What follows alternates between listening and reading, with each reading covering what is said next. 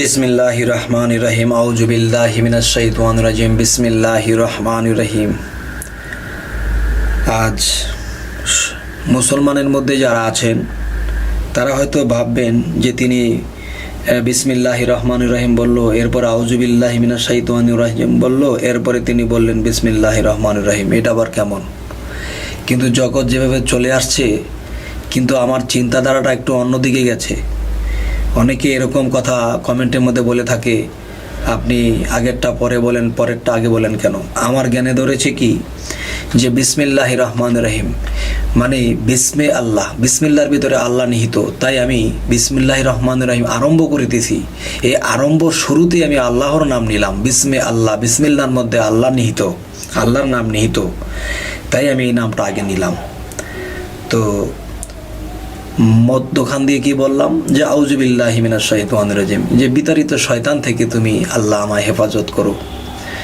তাহলে বোঝা গেল আমি শয়তানের নামটা আগে নিতে হতো।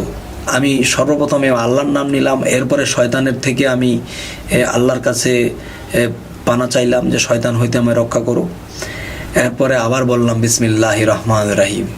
তার মানে শয়তানকে আমি আগে তার নামটা নিলাম না। অবশ্যই বুঝেছেন, আর যারা বুঝেছেন এরকম আর কমেন্ট করবেন না দয়া করে। তো এখন আমি দর্শকদের সামনে যে কবির ভাষায় যে সৃষ্টিতত্ত্ব নিয়ে আসলাম, যে সৃষ্টিতত্ত্ব নিয়ে কিছু আলোচনা করব।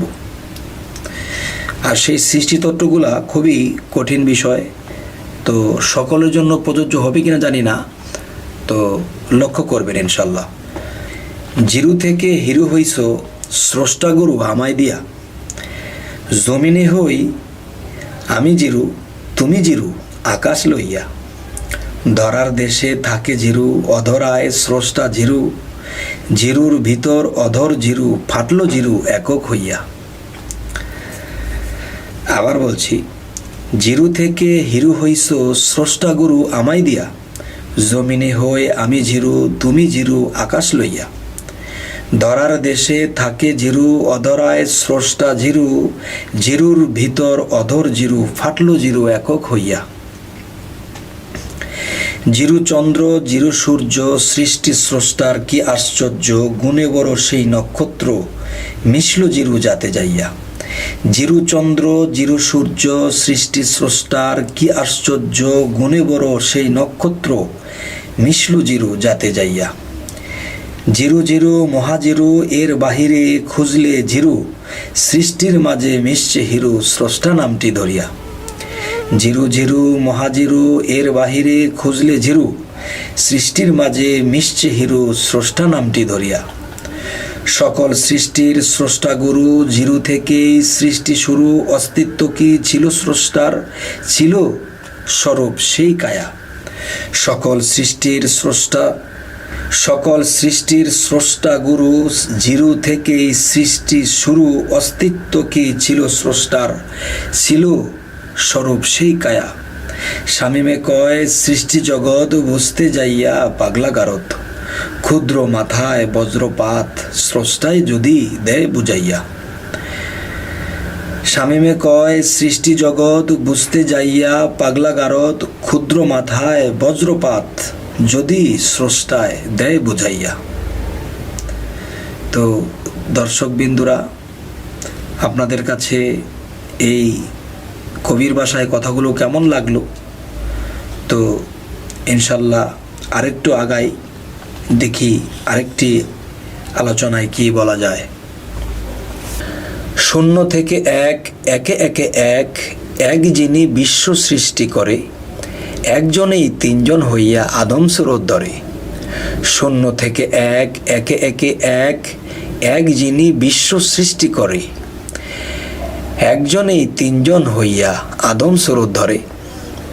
সমস্ত সৃষ্টির আগে স্রষ্টা আদম রূপে ছিলেন তিনি, একটি নামের শব্দ করে স্বর্গমত্ত পাতাল সৃষ্টি, সেই নামটি রেখো ধরে।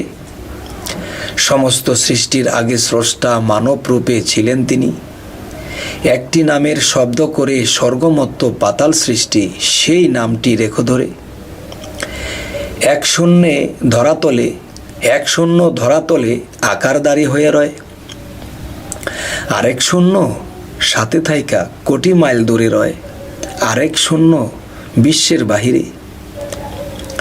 এক শূন্য ধরাতলে আকারদারি হইয়া রয়, আরেক শূন্য সাথে থাইকা কোটি মাইল দূরে রয়, আরেক শূন্য বিশ্বের বাহিরে।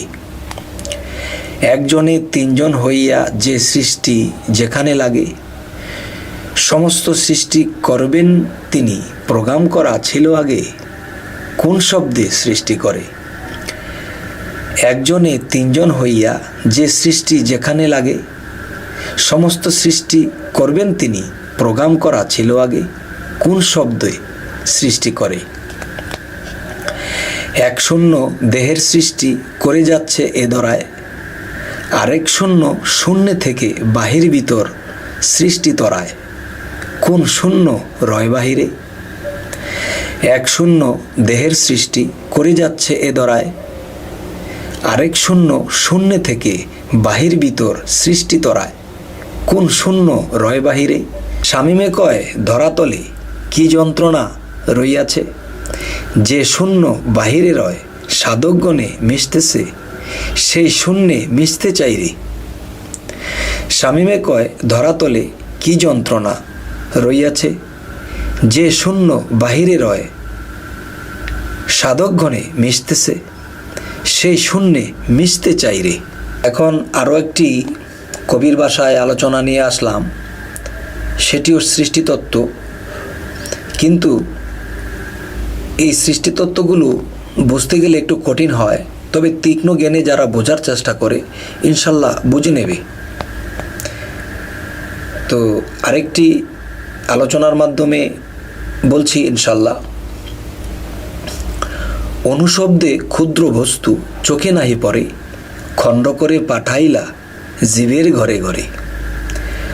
অনুশব্দে ক্ষুদ্র বস্তু চোখে নাহি পড়ে, খণ্ড করে পাঠাইলা জীবের ঘরে ঘরে। পঞ্চম খণ্ডে পরমাণু, জীবের ঘরে হয় জীবাণু, জীবের মিলন ঘটায় অনু, খসে পড়ে ৪৬ লক্ষ অণু, সৃষ্টি আর জন্মান্তরে। পঞ্চম খণ্ডে পরমাণু, জীবের ঘরে হয় জীবাণু, জীবের মিলন ঘটায় অনু, খসে পড়ে ৪৬ লক্ষ অণু, সৃষ্টি আর জন্মান্তরে।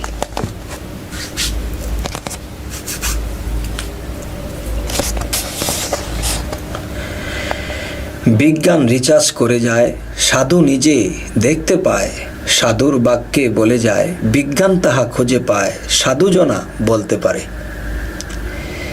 বিজ্ঞান রিচার্জ করে যায়, সাধু নিজে দেখতে পায়, সাধুর বাক্যে বলে যায়, বিজ্ঞান তাহা খুঁজে পায়, সাধুজনা বলতে পারে।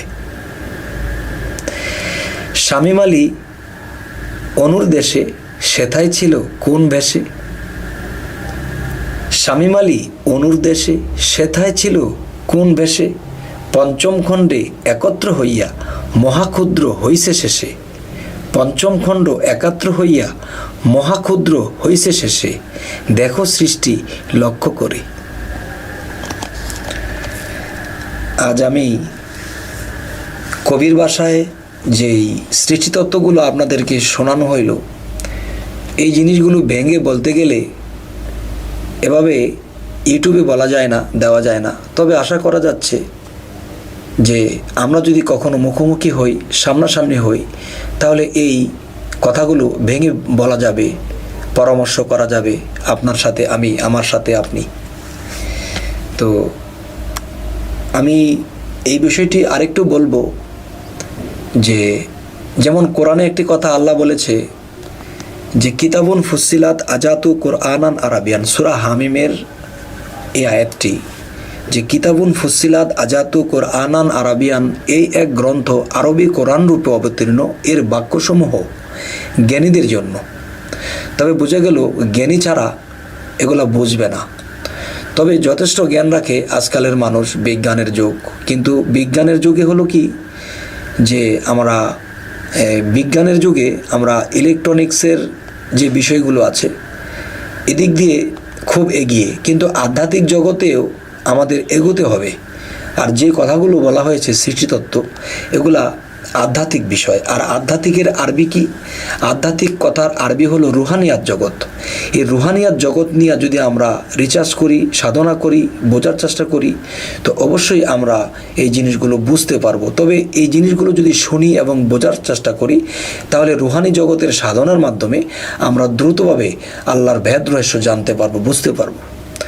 তো আজ এই কথাগুলো বলেই রাখছি। সে আরেকটি কথা হলো যে যদি কারো ভালো লাগে যে আমাদের এই ভিডিওগুলো, কথাগুলো, তাহলে আপনারা সাবস্ক্রাইব করুন। সাবস্ক্রাইবের মাধ্যমে আপনারা আমাদের বাকি ভিডিওগুলো পেয়ে যাবেন ইনশাল্লাহ।